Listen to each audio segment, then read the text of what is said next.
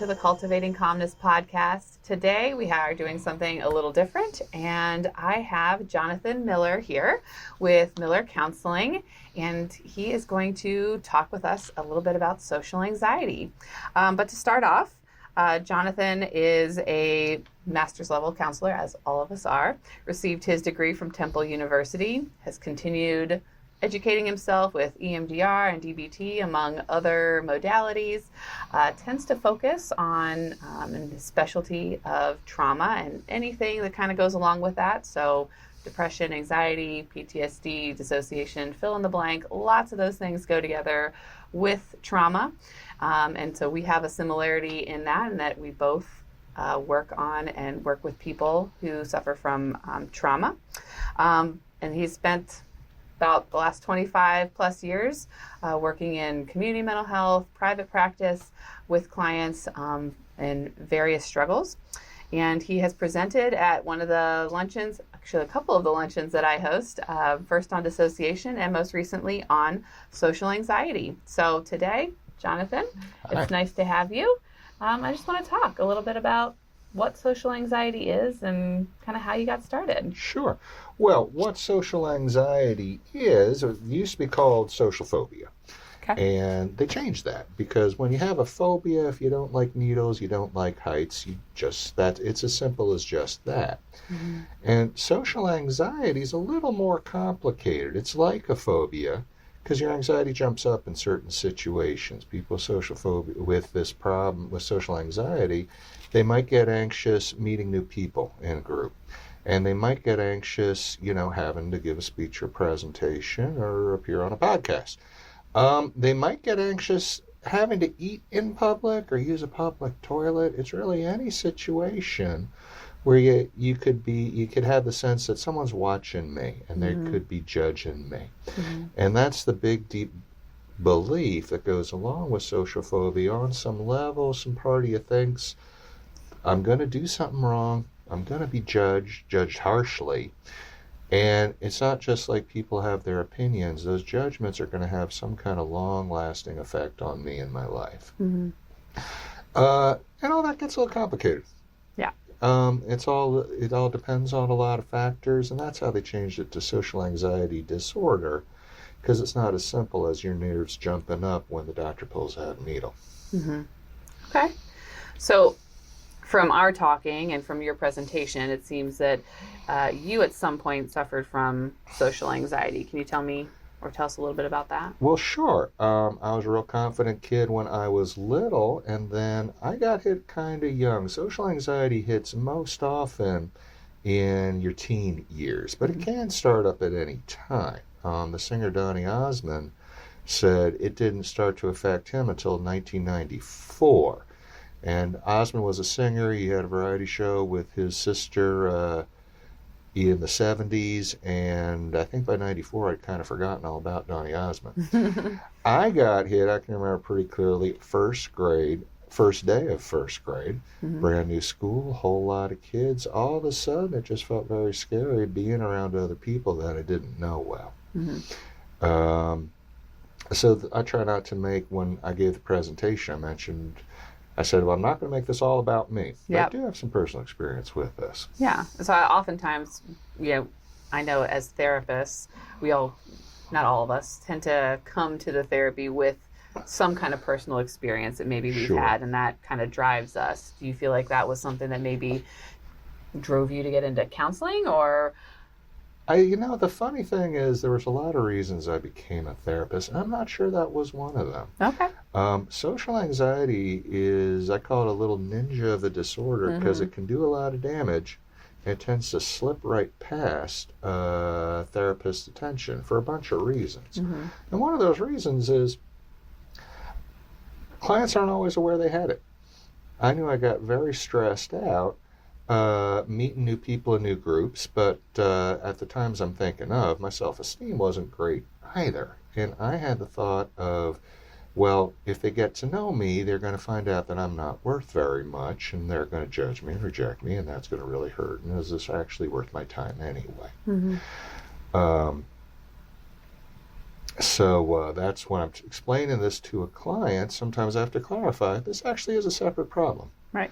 And I'll tell them it is an anxiety issue. It has a name. The name is not dork disorder. The name is not loser's syndrome. This is an anxiety problem that's treatable. Okay. Yeah. So, I mean, that was something that came up in your presentation, and that's kind of why I wanted to bring you in to talk about it some more, is that it sounds like social anxiety can kind of sneak up on you. It did for you personally. Sure. Donny Osmond, the example you gave, and I know in your presentation there were a bunch of other celebrities that have acknowledged or semi-acknowledged their social anxiety, and there's ways that we go about or people go about trying to hide that or try to kind of accommodate. So how are those things helpful and unhelpful when it comes to social anxiety and dealing with it? Well, lots of times people will accommodate by isolating. They'll stay home and chat on internet forums. Chat bots are a new thing these past 2 or 3 years. Lots of times folks will just sit and thumb in replies to the chat bot because those AIs are pretty good at supporting you and making you feel as though you are being understood. Now, there's also something called safety behaviors that people will find themselves doing. When I went to parties, I noticed that it helped me to have something in my hand.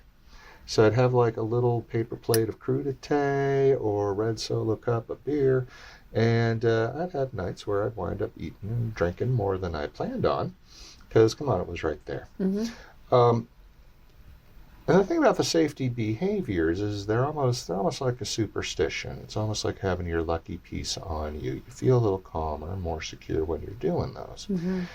And the trouble is when a therapist is treating social anxiety from an exposure approach, one of the big steps is you figure out what is this client's safety behavior. So you can tell them, you're going to go into this situation and you're going to leave the crudité alone. Or if you get thirsty, you're going to have a drink of water, you're going to put the glass in the dishwasher, and then you're going to walk around. Because if you have the safety behavior, you got that part of you thinking, I'm okay because I have something to drink, because I'm in the kitchen, and that stops you from picking up on what the real problem is.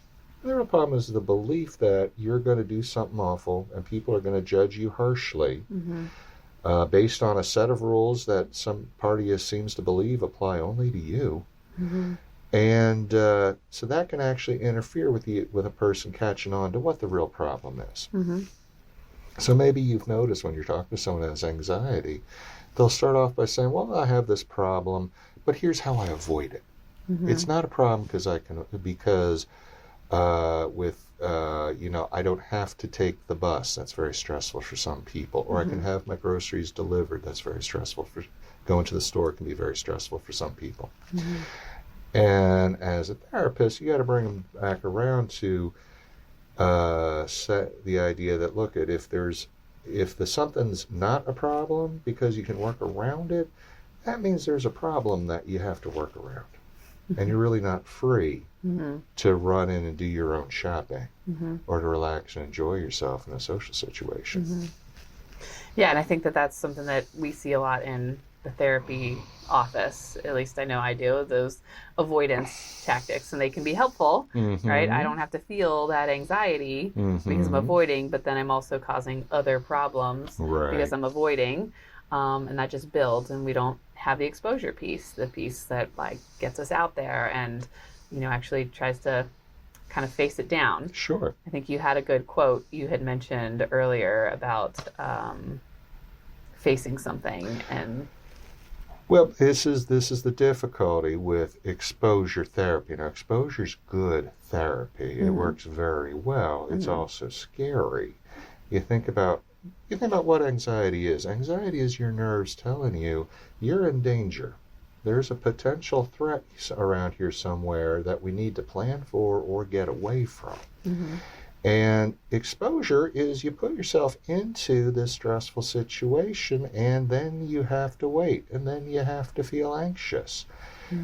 And you have to wait for your nerves to wear out. And I'm saying the nerves, but it's also the muscles, and it's also the adrenal glands, because feeling anxious takes energy. Having your muscles tensed up, having your heart beating, takes energy. And eventually your body wears out.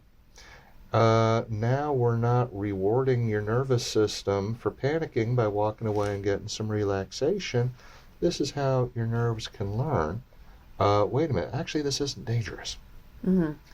So it's scary, and this is a big problem sometimes, is helping people find the right level of exposure. Something that's going to put their anxiety up so high, but not so high that they just have to walk away. Right. The quote was from a movie called Green Street Hooligans. It's about soccer fans in England, and they run in gangs. This is part of the fun. You go to the game, you cheer for your team. After the game, you get into a fight with the other team's fans, and that's what they all look forward to during the week. And the quote, I'm not going to remember in the exact words, but it was something, the guy was saying that once you learn, you can take a punch. You're not made of glass. You can take a punch, but that doesn't mean the fight's not over. That doesn't mean the fight's over.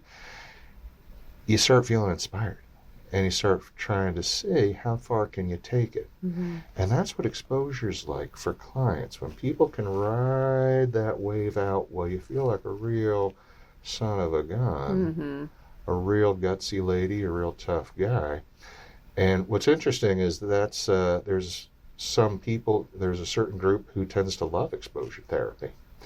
And they're first responders. They're EMTs, they're firefighters, they're cops. These are tough guys, gutsy ladies, who like seeing how far they can push themselves and how much they can withstand. And that just does wonders for your confidence. Yeah. So now that's kind of talking about what we do to like those safety behaviors, reinforce really the anxiety that we're experiencing. It doesn't challenge us it doesn't expose us to doing. You have your little plate of crudité, you're the part of you, and not the logical thinking part. But part of you saying, it's okay, I got something to eat here, I'll be all right. So where do you think that comes from? Like, where do you think that idea of like that anxiety and that judgment comes from? Is it the same for everybody, or is it different? This is something that obviously there needs to be a lot more research done. We just don't know enough. And one reason we need a lot more research is the answer of where does this come from? It's not simple. It seems to involve a lot of factors, and the more factors you pile up, the more likely it is you are to come out with this problem. Now a small factor, I should say, could be genetics. This seems to run in families. And they've not yet been able to find a specific social anxiety gene yet, but they're still thinking it's possible there could be genetic components that at least make you more vulnerable to it. You and I were talking about the possibility of could it be the parents? Because we know that for anxiety in general, if mom or dad have anxiety problems, the kids pick up the message of this world's dangerous. One thing that they have found with research, there seems to be a pattern with how involved the parents are in their kids' lives. Now, people who are in the healthy, balanced area, they're not as vulnerable to developing social anxiety disorder as people whose parents were at the extremes. The parents who are very intrusive, the helicopter parents, the abusive parents. It looks like they set their kids up for social anxiety disorder because they're giving them that sense of you will be judged, and harshly, and the consequences are going to be pretty bad. I see. And it also seems to be a vulnerability with parents at the other end who are very detached and maybe bordering on neglectful, where the kids have the sense of there's no support here. Nobody has my back, and if I mess this up, that means it's going to be just awful. And so parents can be a factor. Genes are possibly a factor. The biggest factor seems to be interactions with your peers. how successful are you socially, especially when you're young, when it comes to dealing with kids your age. And we talk a lot about the parents. We're talking some about siblings. There's just not enough people looking at the effect of your peers and the people around you when you're growing up, and how that influences who you become. So one of the interesting things about social anxiety disorder is it's highly comorbid.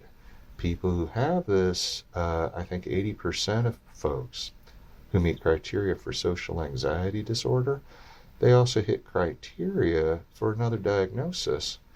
And one of the really high comorbidities are kids with autism. There's different estimates. They think that it could be as many as 50% of folks with autism also have social anxiety disorder, which makes sense on the peer interaction. You think about it. You're a young person. You're on the spectrum. You're doing your best, but you're not making eye contact. You're making little strange motor stimming behaviors. Maybe you won't shut up about your favorite subject. That can lead to a lot of rejection. Yeah. And that kind of rejection can lead to social anxiety disorder. So, like, lots of factors that go into determining what can cause social anxiety. You hit on the genetics piece, so I was going to go back to that real quick.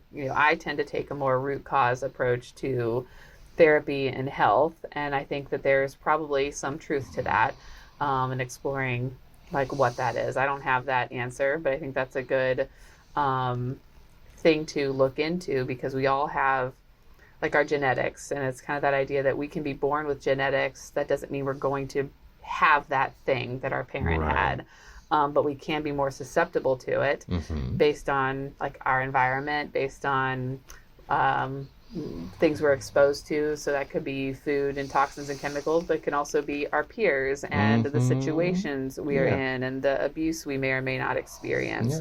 So all of those things, when we look at them together, can form any diagnosis, really. Nothing comes from nothing. Right. And as much as we like things, to be simple and have just one easy to fix cause, most things come from a whole bunch of factors that bundle together and add up. At a certain point, it tips the scales, and you start following into something that hits the criteria. Right. And when we think about social anxiety, we think about all of these factors we've talked about. You've mentioned that it's that the way we kind of look at ourselves, that self-conscious piece. So how would you say those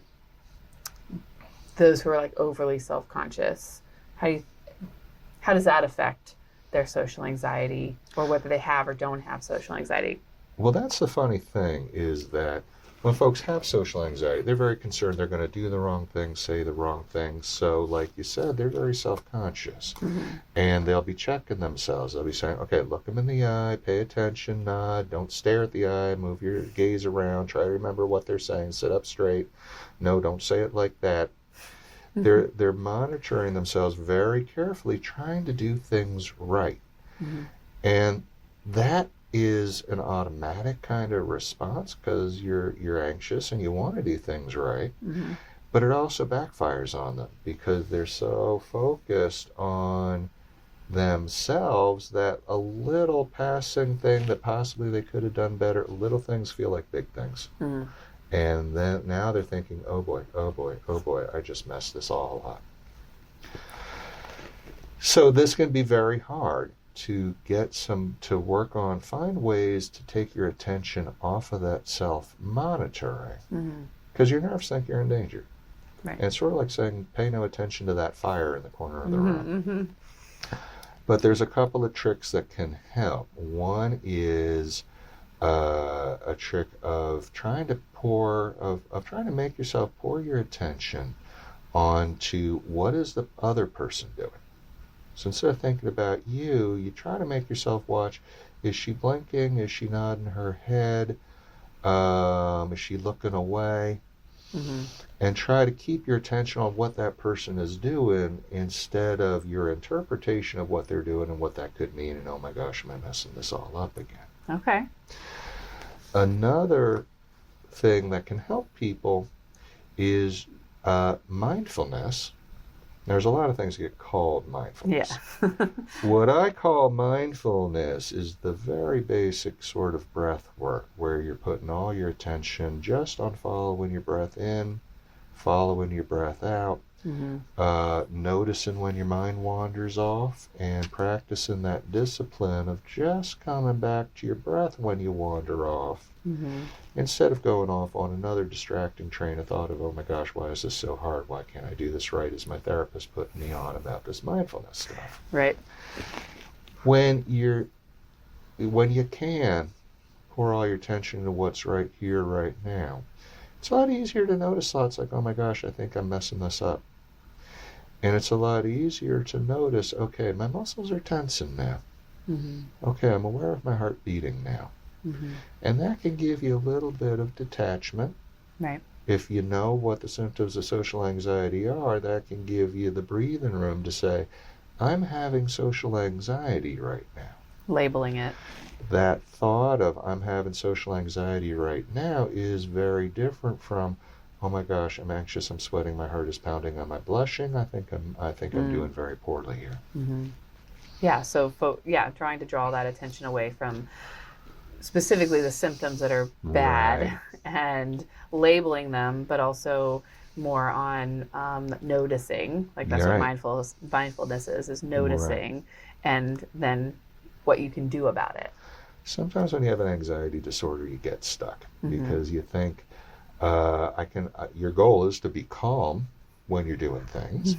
So when you're doing things and you get anxious, you can have a thought of, I'm having anxiety symptoms, I must not be doing this right, or I must be failing already. And that's a big part of the kind of cognitive work that therapists will do for clients to get them ready to go into an exposure situation. Is they'll track down those kinds of beliefs. The therapist is hoping to get the client into a spot where they'll notice they can be anxious and still do fine. Yeah. You can't do fine when you're having a panic attack. That's very fair to say. But you can teach yourself that when you're in that sweet spot, they call it eustress, where you're not so relaxed, you're dozing off, and you're not so panicky, you're curled up in a ball rocking back and forth. When you're in the sweet spot called eustress, that's where talk show hosts love to have their guests because they do really well. They've got the energy, they've got the excitement, and that's the equivalent of a hooligan finding out he's not made of glass. People find out they can do this stuff while they're very anxious. And that has the kind of paradoxical effect. It's that much more reassuring and confidence building to know you can do this stuff even if you are stressed. Yeah, that's that like exposure piece. Like that exposure piece. Over time, that anxiety comes down, and they may or may not even notice it until after the fact, and they've gotten through the social experience and came out on the other side. Exactly. Still alive and still okay. Exactly. I'll ask you, Kaela, can you ride a bike? Yep. Okay. About how old were you when you learned to ride a bike? Probably 6. Okay. So you were pretty young. You might have to use your imagination. Do you think there was a time where you fell off the bike and maybe you hit your head or scraped your knee? I did, and I broke my arm. Holy cow. Okay. Can you imagine yourself in that situation? You just fell off. You just broke your arm. You're looking at the bike 0 to 10. If 0's no anxiety and 10's a bad panic attack, about how anxious do you think you felt looking at that bike? At the time, probably 5 or 6. At the time, 5 or 6. All right. Now, I'm assuming I'm hoping they took you to the hospital first. Yeah, there were some older neighbors that were there, so I think, there was some like embarrassment involved, and sure. they helped walk me back home, and Sure. then the whole experience is anybody who's broken an arm has to go through. At a certain point, you had to get back on that bike, right? Mm-hmm. So can you picture yourself in that situation? You're still 6. Mm-hmm. The last time you got on this bike, you were hurt, but you had to go to the hospital. Mm-hmm. 0 to 10, how high would you guess your anxiety was getting back on that bike? It was probably about probably 5 or 6. 5 or 6, not a panic attack, but not nothing. Mm-hmm. If you get on a bike today, how high is your anxiety? 0. 0. Most of us, just about everybody who can ride a bike, has had that experience of falling off and having to get back up on that 2-wheeled death machine. But we've all had that exposure experience of we did something that was moderately stressful. Mm-hmm. Our nerves learned this is not actually dangerous. They stopped responding with that anxious response, with anxiety. Mm-hmm. And so most people can succeed with exposure because most people already have. Yeah. Okay. I like that example. I'm a big fan of analogies, metaphors, things like that. So I appreciate that example. That was a good one. Thank you. So that kind of brings up like failure. Yeah. What's the role of failure in social anxiety? The role of failure. Well, any exposure therapist, their greatest fear is that their client will trust them, take a chance, and they'll do the exposure exercise. They'll stay in the grocery store until their anxiety falls, or they'll go up to the second floor of the parking garage and look over, and then something awful by total coincidence will happen. Mm-hmm. The fear of failure in social anxiety often comes out because people haven't really defined their goals very clearly. Okay. And you'll ask a client, well, tell me about your weekend. Well, I went to a party. Oh my gosh, how was that for you? How did it go? Well, I talked to some people. How long do you think you talked to them? Well, probably 10 or 15 minutes. And you'll talk to clients, and based on their description of the party, you'll hear they were very anxious, but you'll also hear that they did well enough. Mm. But the client will be thinking of that as a failure, possibly because they felt anxious, mm-hmm. or possibly because some part of them had some very high expectation that they hadn't defined very well. And that leaves them with this sense of failure, and that sense of I failed is one of those things that keeps the anxiety going. Mm-hmm. So what makes treating social anxiety with exposure, and by the way, exposure is not the only way to treat this. Yeah. What makes treating anxiety with exposure different from treating a different kind of phobia is if somebody doesn't like spiders, well, you just work on sitting there with something they can tolerate but does put their anxiety up. Maybe it's a picture of a spider, maybe it has to be on the other side of the room, but all they have to do is sit there mm-hmm. and wait for their nerves to calm down. Mm-hmm. With social anxiety, when you're taking an exposure approach, you have to set the person up for a situation where they're going to walk away with learning the right lesson, mm-hmm. let's say. Okay. So you ask the client who went to the party, why did that feel like a failure? They may have a hard time saying why. Mm-hmm. And they might feel embarrassed when they finally put their finger on. There was a part of them that's thinking, well, you know, they didn't invite me down to Put-in-Bay for the weekend. That must have been a failure. Mm. So the way a cognitive therapist and exposure therapist will work around that is they'll try to define what's success look like. Mm-hmm. Well, sure, getting invited down to Put-in-Bay, that's an amazing success. But what do you see that looks like success? Well, I see my coworkers talking around the water cooler. Okay, so about how long do you see them talking for? I don't know, a couple minutes. So if you talk to a coworker by the water cooler for 2 minutes, is that success? The clients will have to stop and think. Mm. Because they've not thought about it that way Right. before. They've looked like big picture. Right. And they see the end result, what I want to be in a year versus today. But if you and your client can agree, yes, that is success, then you're setting the client up for something that they can do very easily. And they can walk away telling themselves, hey, that was a success. Now, what I remember from my days of having this problem is if I went to, I would get invited to parties. If I could make myself stay for a couple of hours, and sometimes it's more like 3.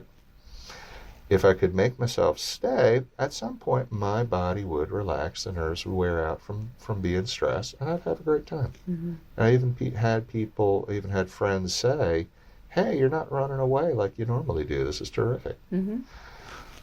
Walking away from that, I didn't walk away thinking, hey, I was successful.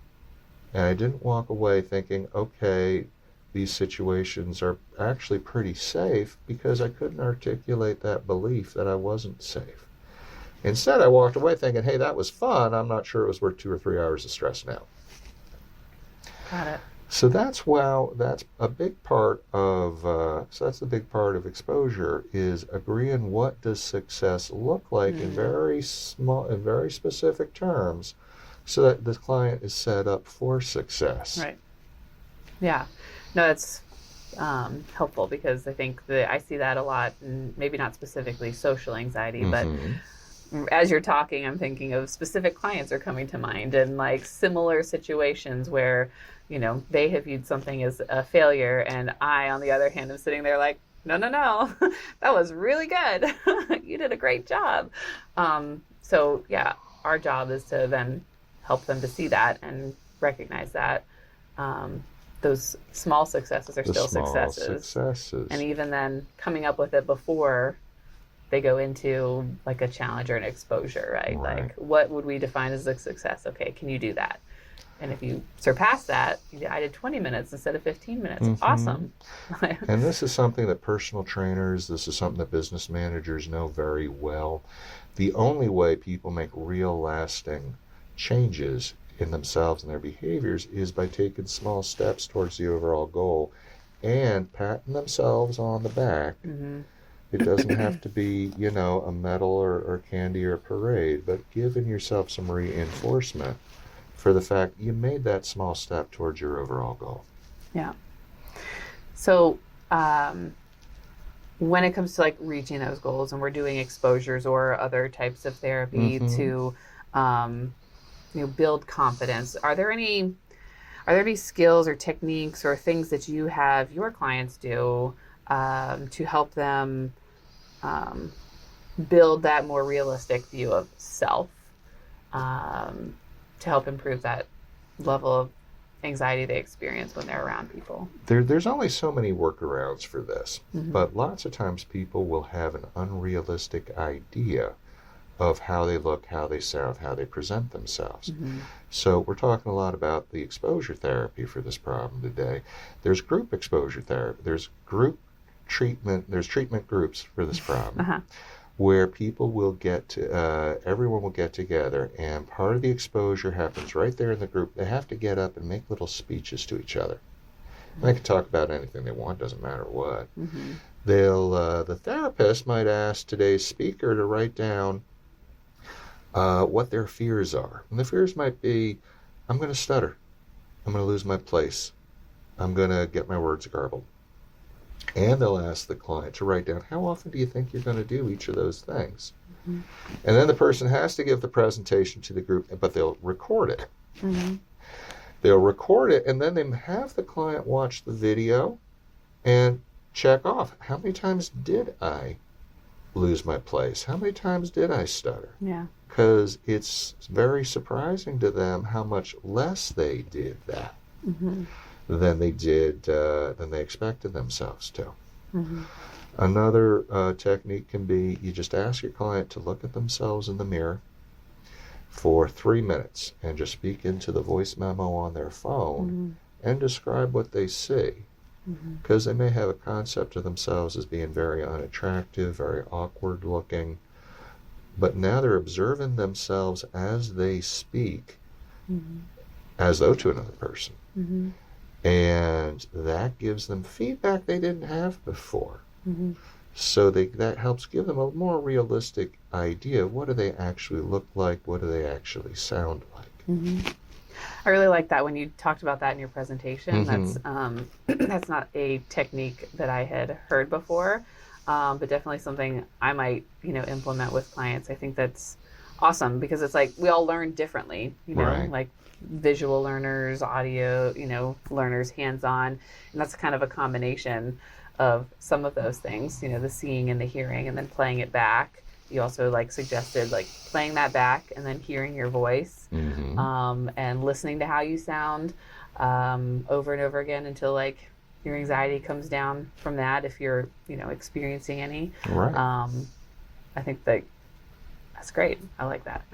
This is something people do when they want to get into voiceover work, is they will practice talking out loud, practice talking into recorders, and then playing the recording back to help them get used to the sound of their voice Mm-hmm. and to get comfortable with hearing themselves. That's Mm-hmm. something that brings down their anxiety around voice work. It can do the same thing to bring down somebody's social anxiety.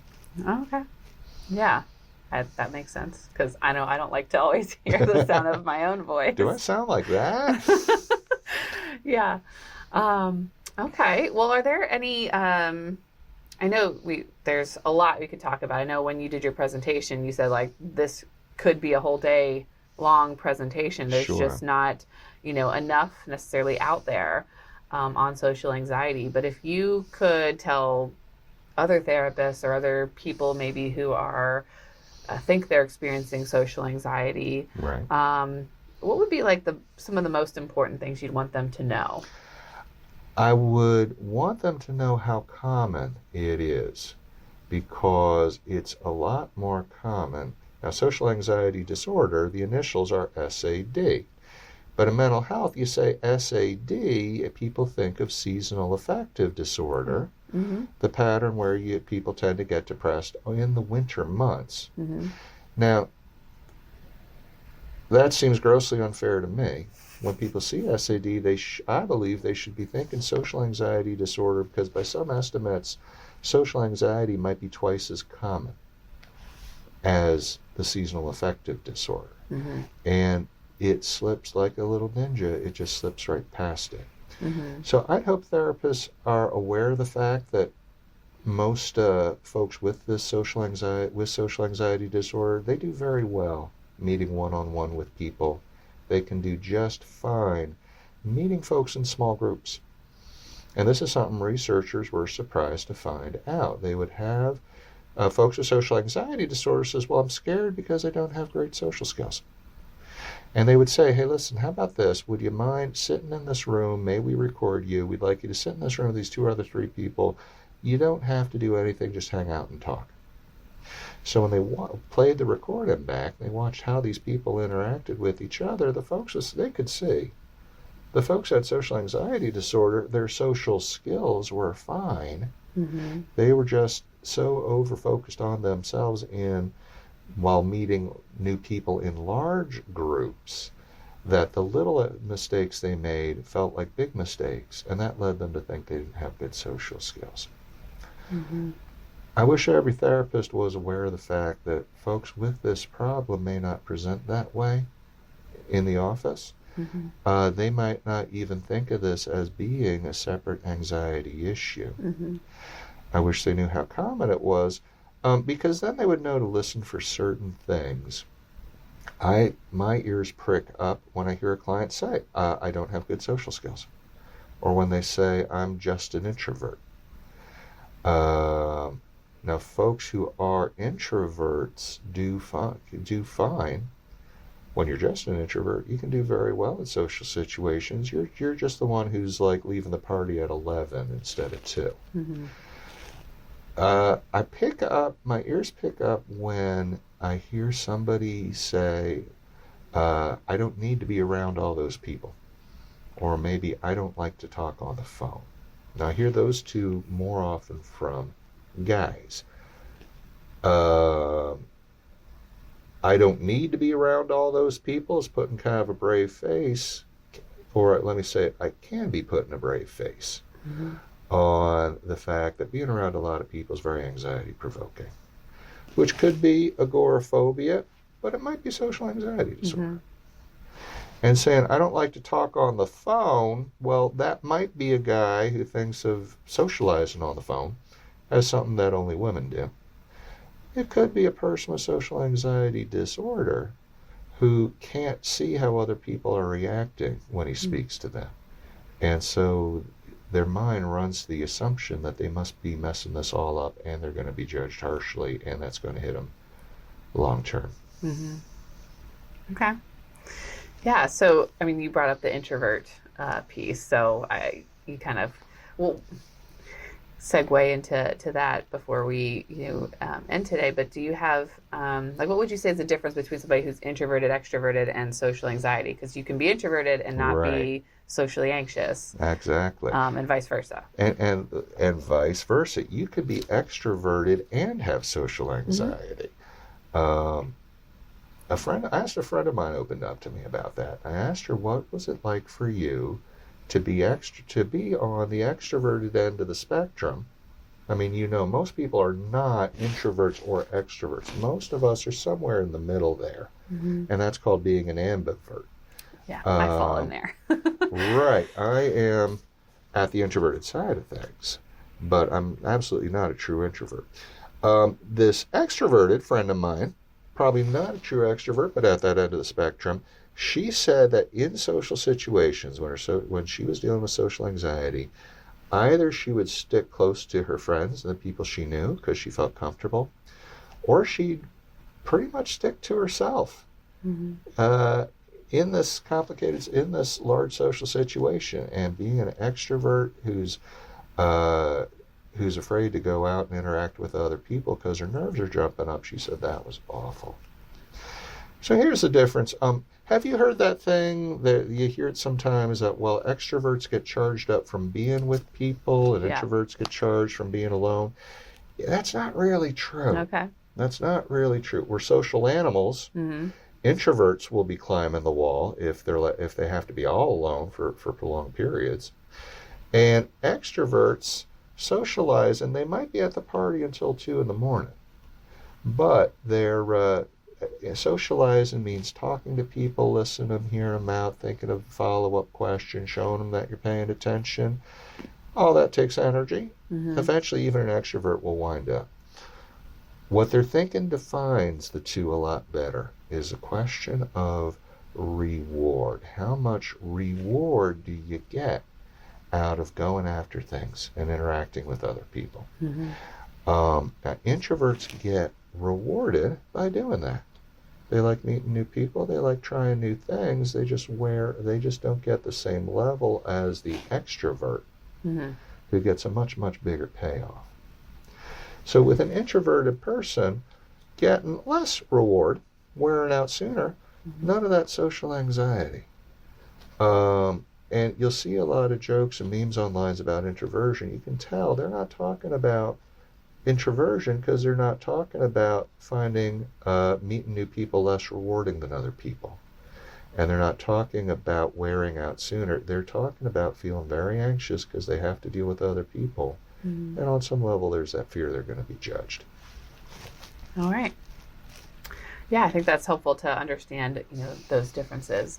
Well, I have learned a lot, and as a therapist, I feel like I'm always learning. I love going to presentations and things and watching, CEU things online because I'm always taking in new information. Like we'd watch them all if we could, right? And we don't know everything, That's right. We're always learning off of each other. So that's why I think like having these conversations and having people present on topics that they're more knowledgeable on is great for other therapists, so we can learn more and help our clients even more than we already do. Do you have any last thoughts on this subject or anything else? The last thought is the one that I mentioned earlier before, and mm-hmm. that is that folks don't think of this as a problem. They might think, well, everybody's afraid of public speaking, aren't they? And the answer is no. Mm-hmm. And they might think that this reflects something fundamental about them and their self-worth, when it really doesn't. And so that's why I always come back to my joke about this is not dork disorder. This is not loser syndrome. Mm-hmm. I think we all grew up on, I think a lot of us grew up on books like Stuart Little and Charlotte's Web. Mm-hmm. And those books have meant so much to so many kids over the years. And they were written by a guy named E.B. White. And apparently this guy disliked parties so much that at his funeral the church was packed with all of his admirers. And the guy delivering the eulogy said, well, if his name was Theodore, if Teddy could be here today, he wouldn't be here today. This is a fear. It's an anxiety problem, and it's treatable. Mm-hmm. People want to feel confident speaking in public, meeting new people in large groups, eating in public where everybody can see you chew food and swallow it. Folks want to be comfortable doing those things. They can be. Yeah, and I think that's what we work on in therapy. In general, is that a lot of these things are trying to overcome are, at least initially, uncomfortable. Right. And I think a lot of people, maybe not a lot, but people come into therapy or think of therapy as like, I'm gonna come in and it's gonna be this magic pill and I'm going to be done. It's going to be, you're going to heal me. And it takes work. It takes effort. You have to put yourself in those uncomfortable situations. You have to go to the party. You have to eat the food. You have to, do those things that make you uncomfortable until you're not. And that's what puts the onus on us as therapists to work with clients to find what's something, okay, it would be stressful, but what's something you could do, you could make yourself do. Mm-hmm. That's our job, to set folks up for success. Right. So they can walk away with that confidence, learning that they can actually handle a lot more than they thought they could. Mm-hmm. Yeah. Well, we appreciate having you here today, and thank you for sharing your expertise with us. Well, I know. You're welcome. Thanks for having me. Yeah. Thank you. All right. And we will see you again next time.